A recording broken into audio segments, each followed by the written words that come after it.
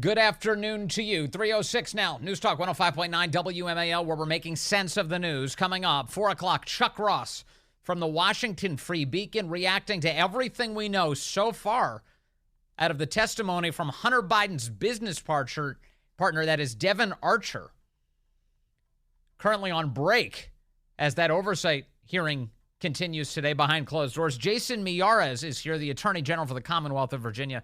That's at 5 o'clock. And then at 5:30, we speak to Hans von Spakovsky. He'll give us a sense of what is happening with this Devon Archer saga as the Justice Department on Saturday moves to imprison Hunter's business partner ahead of his congressional testimony.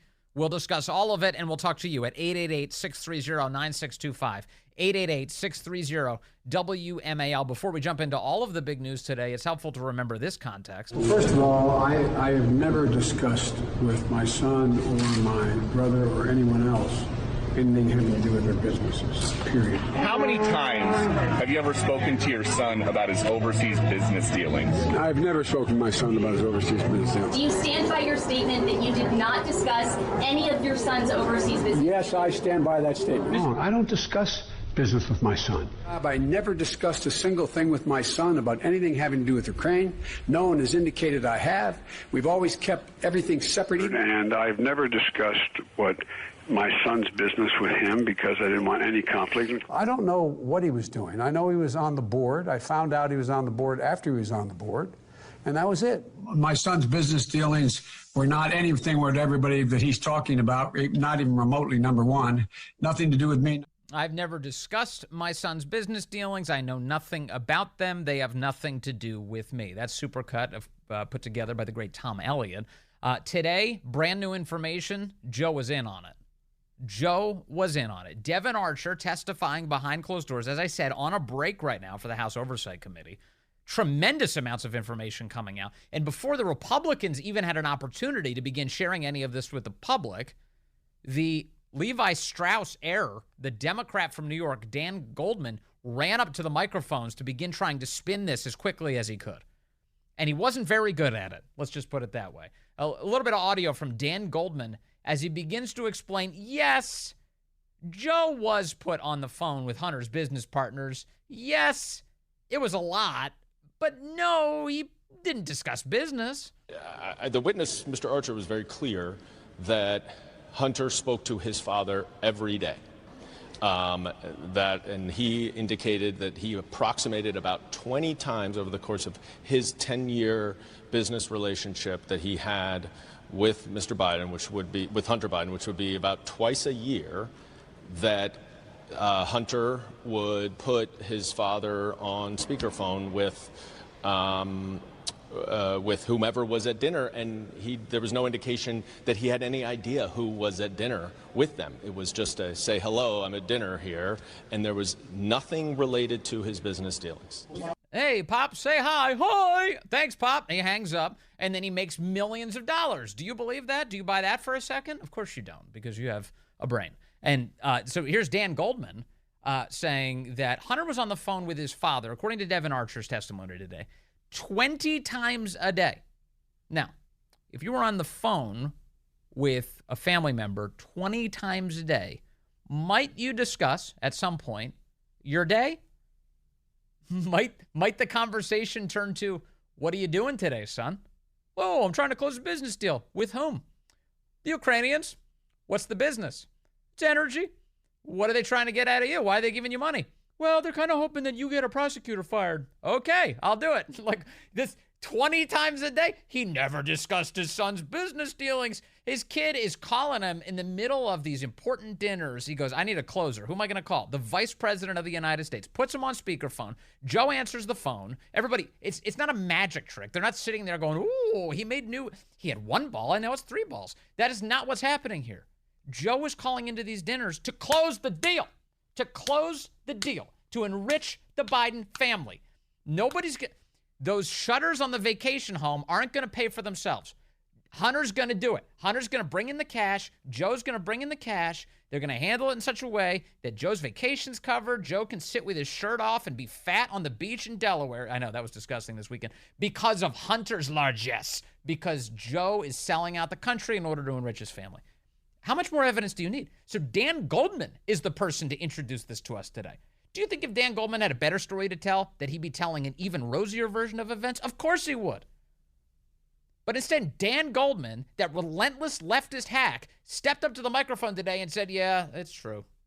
Joe was on the phone with Hunter's business partners. A lot. He did say, it was twice a year over the course of 10 years. Okay, so you're saying 20 times? 20 times Joe Biden was called upon to close the deal, which we now know, thanks to all of this paperwork that's being produced to Congress and as a part of an IRS investigation, as a part of the Justice Department inquiry. We know we're talking millions upon millions of dollars, tens of millions of dollars. And Joe was right at the center of closing those deals. How about that? Dan Goldman continues today, running his suck and revealing some interesting information. Doesn't that contradict the president's statement saying that he never talked to any of Hunter Biden's business associates? Yes, it does. It does contradict those statements. Clearly he talked, whether it's about the weather or whatever, but he said specifically that he's never talked to them. Doesn't this contradict them? I don't know what his comment is, and if we're going to, well, I don't think that's... It's like a Kamala Harris-like answer. He's like pawing around for something. Please let me survive. What he said. He never said that he has never spoken to anyone. He said that he had nothing to do with Hunter Biden's business dealings. If he says hello to someone that he sees his son with, is he supposed to say, hi, son? Oh, no, I'm not going to say hello to the other people at the table or the other people on the phone.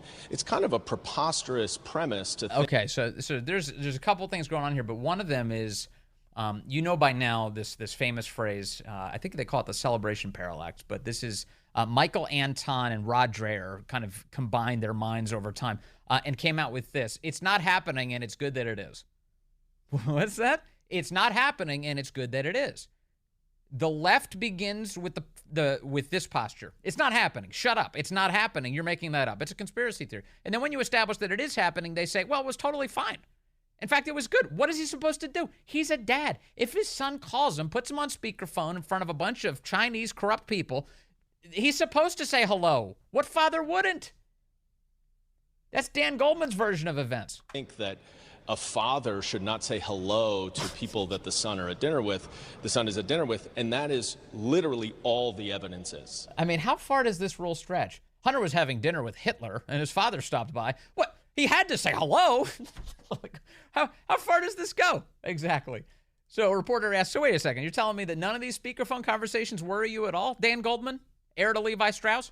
So to confirm, you're saying that the speakerphone conversations, they don't seem concerning to you because there was no specifics about business, and it just seemed like it was clear that it was part of the daily conversations that Hunter Biden had with his father.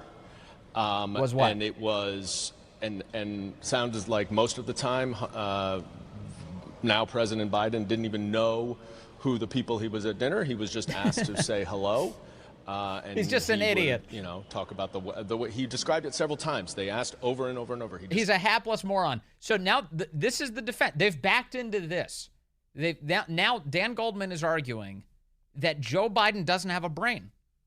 And I've been arguing something similar for some time, but now Dan Goldman is taking up the position that Joe Biden was too stupid, he was too senile to ask who he was on the phone with. That he would just perform like a dancing monkey. He would get on the phone and be like, hi, and then money would flow to the Biden family. Described what the weather was, how what's going on. Hey, Dad, say hi to my friends. What's the weather like where you guys are? And the witness was very, very consistent that none of those conversations ever had to do with any business dealings or transactions. Yes. They were purely what he called casual conversations. Very consistent. Now, I should point out, let's talk about Devon Archer for a moment. Devon Archer has been convicted and then subsequently sentenced to more than a year in prison for his role in defrauding a Native American tribe of $60 million in bonds. He is a convicted fraudster. That was the subject of this weekend's push to actually throw him in jail. The defendant, I'm reading from the New York Post, this dates back to 2022, February of 2022. The defendant, Devon Archer, was sentenced to 1 year and 1 day in federal prison by Manhattan Judge Ronnie Abrams, who said the crime was, quote, too serious to let him just walk. Quote, there's no dispute about the harm caused to real people, Abrams said, noting that the defrauded tribe, the Oglala Sioux, is one of the poorest in the nation. Archer will have to pay more than $15 million in forfeiture by himself and more than $43 million in restitution with his co-defendants in the case. So this is putting Dan Goldman in a weird position, isn't it? And I guess he doesn't care, whatever. But it is interesting that he's vouching for the credibility of the witness here. In some sense, he's saying, he laid out all these calls, and then he goes, and he was entirely consistent. Joe Biden never discussed his business dealings. To which I respond, wait a second. So this guy is a convicted fraudster, and then you're going to sit there and say, oh, well, he's got to be telling the truth because he said Joe Biden wasn't involved in his son's business dealings when he was on these dozens of phone calls closing millions of dollars in sales. Right. We do have more information right now about what's coming out from this testimony today. It comes to us by way of Chad Pergram, the excellent congressional reporter over at the Fox News Channel. He tweets the following today. Can we say tweet still? I'm going to say it. It's easier that way. It's called X now, but he posts on X. Come on, that's clumsy. He tweets today from a source familiar with the transcribed interview with former Hunter Biden business partner Devon Archer. Archer testified there was value of adding Hunter Biden to Burisma. Let me make sure this is not written perfectly. Archer testified there was value of adding Hunter Biden to Burisma's board was, quote, the brand. Was the brand. The argument was that then Vice President Joe Biden brought the most value to the brand. Archer also stated that Burisma would have gone under if not for the brand. Okay, the brand, just so we're clear, is the Biden family. That's what that means when they say the brand. The Biden family. In December 2015, Mykola Zlochevsky, the owner of Burisma, and Vadim Posharsky, an executive of Burisma, placed constant pressure on Hunter Biden to get help from D.C. regarding the Ukrainian prosecutor Viktor Shokin. Shokin was investigating Burisma for corruption. Hunter Biden, along with Zlochevsky and Posharsky, called D.C., quote, called D.C., this is Devon Archer's testimony today, to discuss the matter. Who did they call in D.C.? Biden, Zlochevsky, and Posharsky stepped away to make the call. Archer testified that Hunter Biden put then Vice President Joe Biden on the speakerphone during business meetings over 20 times. Archer testified that Joe Biden was put on the phone to sell, quote, the brand. Okay, so how does he sell the brand if all he's talking about is the weather? What's the weather like over there in Brussels? What's the weather like right now? Does that sell the brand? No, it does not. These phone calls include a dinner. Because, look, here's why it doesn't sell the brand. Why do they want? They don't just want Hunter Biden so that they can hear Joe's voice. It's not a proof of life call. They're not calling him just to hear his voice. They're calling him because they expect something out of him. They want to get a prosecutor fired. They want their business to be protected. They want to make sure they don't end up on a sanctions list. Whatever the deal is, they're offering money for a specific deliverable. It's not just to hear Joe's voice. That's ridiculous. There are so many easier ways to do that. They could figure out a way to end up in a receiving line with Joe Biden. Shake his hand. Oh, I got to meet Joe. No. They want a deliverable. That's what they want. These phone calls include a dinner in Paris with a French energy company and in China with Jonathan Lee of BHR. In spring of 2014, then Vice President Joe Biden attended a business dinner with his son, Hunter, and his associates at Cafe Milano in D.C., right here in Washington, D.C. Now, we have known about this dinner for a long time. And Joe Biden and company have denied it. They keep saying that Biden wasn't involved in his son's business dealings. He just stopped in to say hello. Come on. Elena Baturina, a Russian oligarch who is the widow of the former mayor of Moscow, attended the dinner. the Biden administration's public sanctions list for Russian oligarchs does not contain Baturina.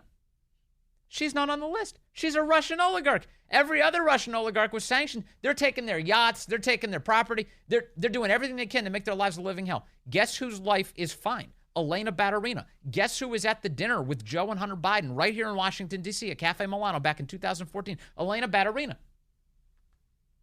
The White House was actually asked about Elena Baturina last year. How come she's not on the sanction list? All right, you heard a moment ago from Democrat Dan Goldman admitting that Joe Biden was absolutely involved in Hunter's business dealings, although Dan spun it as, well, it was just phone calls with all of his business partners. They didn't discuss anything but the weather. CNN immediately took the Dan Goldman talking points, and this is what they did with them. So Goldman sort of explaining that Archer qualified the topics of discussion on these phone calls as niceties that Biden sometimes didn't even know who was on the other line with his son Hunter. And, you know, sources in the room telling CNN now that Archer did not point the finger directly at any sort of a connection between Joe Biden and his son's foreign business dealings. And sources in the room. That's the Democrat. They're, you know, said that Hunter Biden was selling the illusion of said access. Boris? Really a stunning development, Zach, when you consider that Republicans were selling this as a breakthrough that would link Hunter's business dealings with his father instead. What a bunch of credulous hacks. Let's go to James in Alabama, line 1. James, good afternoon. You're on the Vince Coglianese Show. Hey, Vince. I think the House leadership should assign an aide whose sole responsibility is to tackle Dan Goldman before he gets to a microphone. Yeah, to give him an assist. I think Congress is already, all the aides are used up following John Fetterman around right now. So, anyway, you know, there's more than enough evidence now to point to a meeting or a series of meetings and a policy decision. Yeah. But Democrats aren't going to connect dots even if they're numbered. James, is it time to impeach? I think it's beyond time to impeach. It's well past time. Thank you, James. All right, hang on. I've got more for you, including a series of text messages between Devon Archer and Hunter Biden on what Archer expects from Hunter as it relates to his conviction. It's all very fascinating. Coming up. Good afternoon to you. 3:35 here, News Talk 105.9 WMAL, where we're making sense of the news. Coming up, 4 o'clock, Chuck Ross joins us from the Washington Free Beacon. We'll get his reaction to what we know so far from Devon Archer's testimony, that last half hour of information I shared with you about Joe Biden constantly being on the phone with Hunter's business partners all around the world. That's only the beginning. That testimony is continuing as we speak behind closed doors. More to come. Jason Miyares will be with us, the Attorney General of the Commonwealth of Virginia. That's at 5 o'clock. We'll talk about his challenge to the Biden administration's lunacy when it comes to your vehicles. And then Hans von Spakovsky is here at 5:30. We'll get into why the Justice Department attempted to imprison Devon Archer this past weekend. And you can join us today at 888-630-9625, 888-630-WMAL. I hope you had a nice weekend, and I hope you survived those crazy storms that came rolling through Saturday night. Were you caught in that by any chance? Those clouds were ominous. I happened to be in church Saturday night. Often we go to church Saturday night, and there was something sort of poignant about it.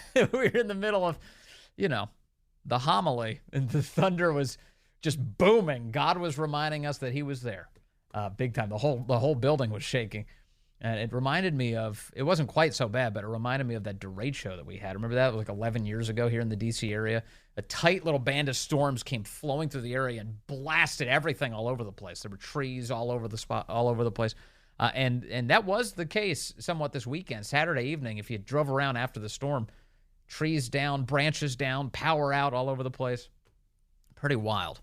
But we made it through. Luckily. Meanwhile, the storm continues for the Biden family. Devon Archer testifying today, as I mentioned, and an interesting thing has come out, a text message exchange between Devon Archer and Hunter Biden. It was shared today by Marjorie Taylor Greene, the congresswoman. And here's what the text message involves. This dates back to March of 2019. Remember, Archer was busted for defrauding an Indian tribe to the tune of tens of millions of dollars. And when that occurred, Archer knew who he could turn to.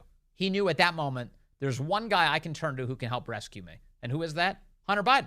Turn to Hunter because Hunter's got the access. He's got the inside track on all of this.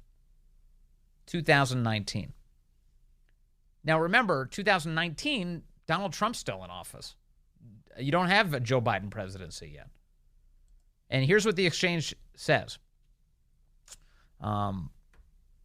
Let's see. They're talking about cash. The conversation begins. They're talking about cash. This is March 4th of 2019. And he suggested Cash App. This Devon Archer suggested using Cash App and didn't get a response from Hunter to send him any money. And he goes, any luck, buddy? And Hunter responds, I don't have a bank account. I can't do Cash App. Excuse me. Let me reverse it. Hunter sends Devon Archer the Cash App request. And he goes, any luck, buddy? And Archer says, I don't have a bank account. I can't do Cash App. Hunter responds, okay, buddy, how did we do last time? Fits an issue, no problem. We were going skiing today, and I just wanted some cash for lunch. Hopefully the Eudora money will hit today. Sorry to ask. And he talks about a place that they're at. This place is next to Wachusett. He says, have you been there before? It's a cool little mountain. The next text is the following day. Devon Archer texts Hunter, why did your dad's administration appointees arrest me and try and put me in jail?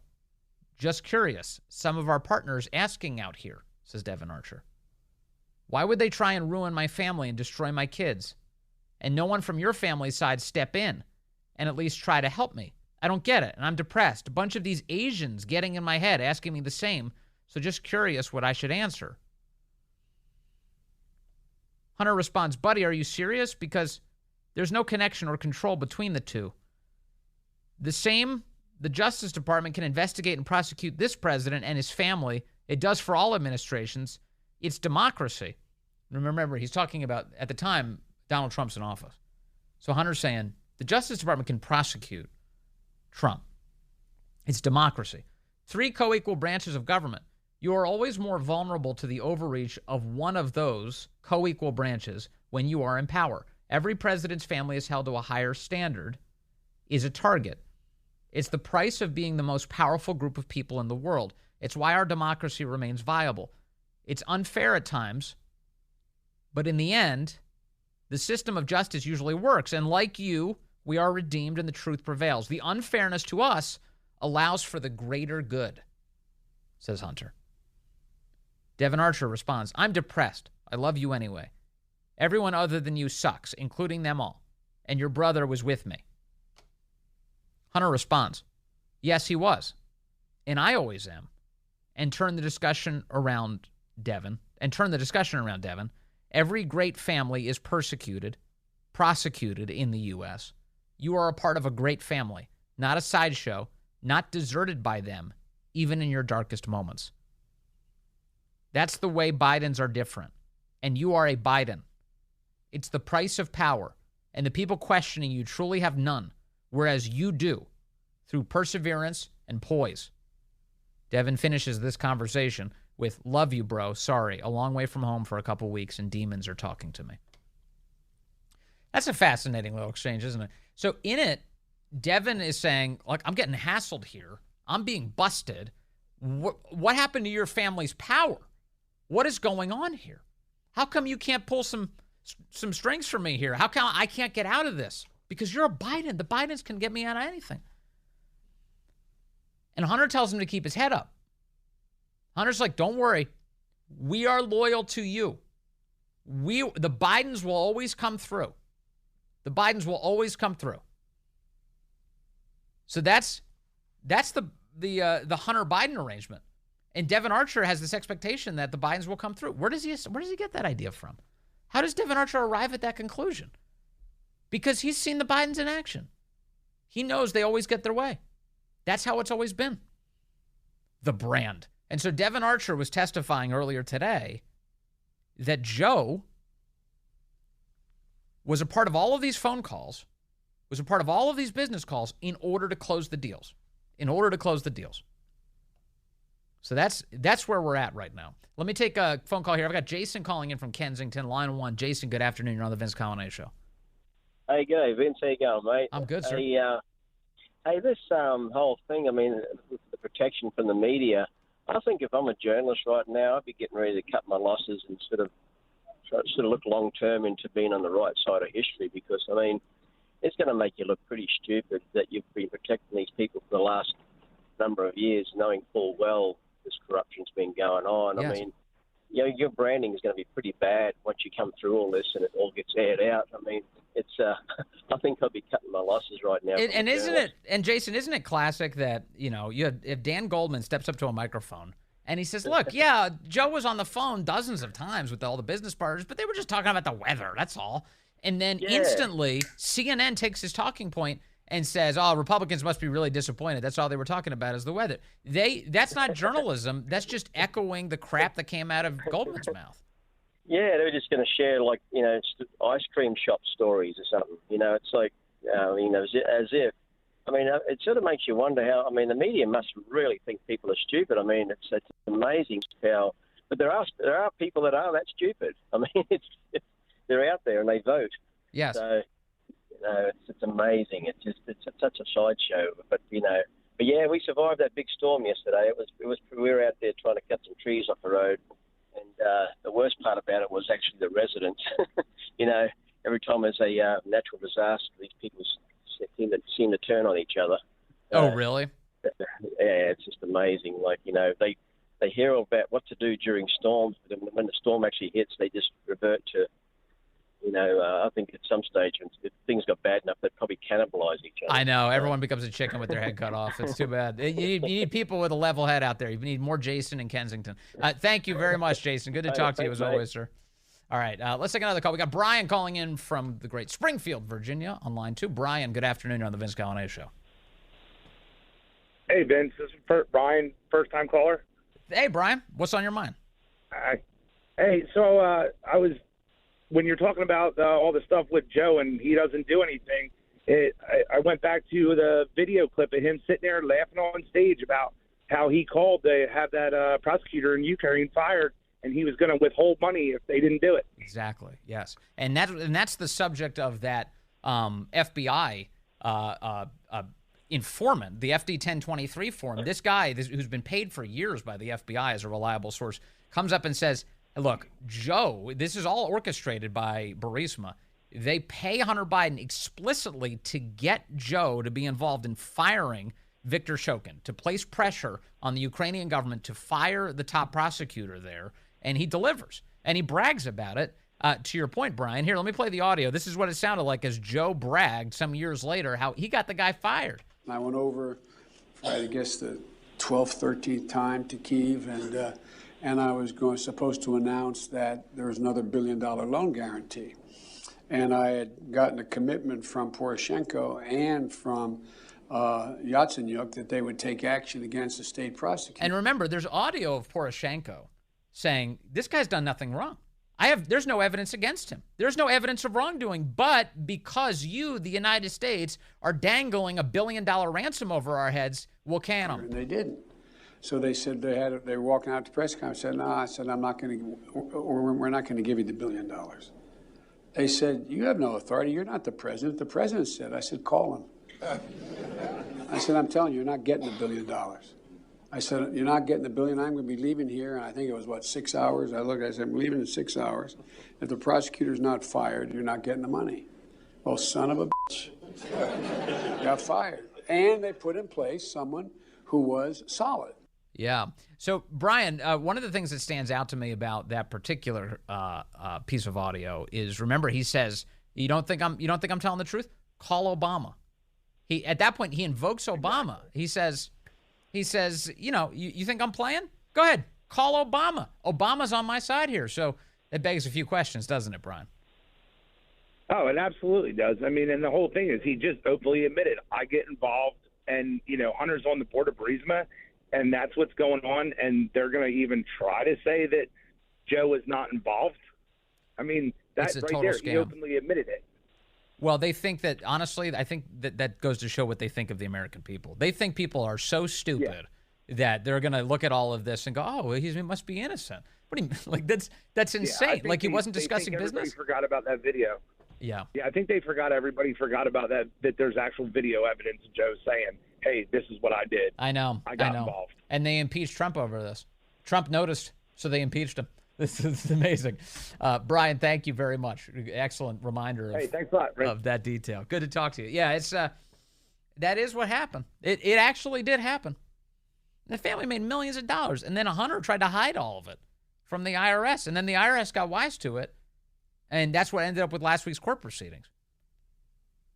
And then in that court proceeding, Hunter was convinced, okay, here, let me just add something to the pile here. Hunter was convinced that being a Biden was going to get him off of everything. That was his get out of jail free card. He went into that courtroom last week. And the Justice Department went into that courtroom last week, prepared to give him blanket immunity from all of the stuff that you and I are talking about right now. From in places like Ukraine and China and Romania, all of his business dealings, all of them, were all going to be immunized from federal crimes. That's the arrangement of those two documents last week, that plea agreement and that extra document that came with it. And the judge looks at both the plea agreement and the extra document, and she goes, wait a second, do I understand this correctly? This plea agreement connected to this extra document is going to result in blanket immunity for Hunter, is that right? And the Justice Department, at that point, they're left stammering. No, he could still be charged with things. Really? Could he be charged with a Foreign Agent Registrations Act violation? Yes, he could be. Hunter all of a sudden objects. Wait a second, that's not the deal I signed up for. And the whole thing collapses in court. The whole thing. The Hindenburg, a disaster. The whole thing is set on fire. And it's just because the judge asked a couple of very obvious probing questions. But Hunter Biden went in rightly assuming that he had an inside deal.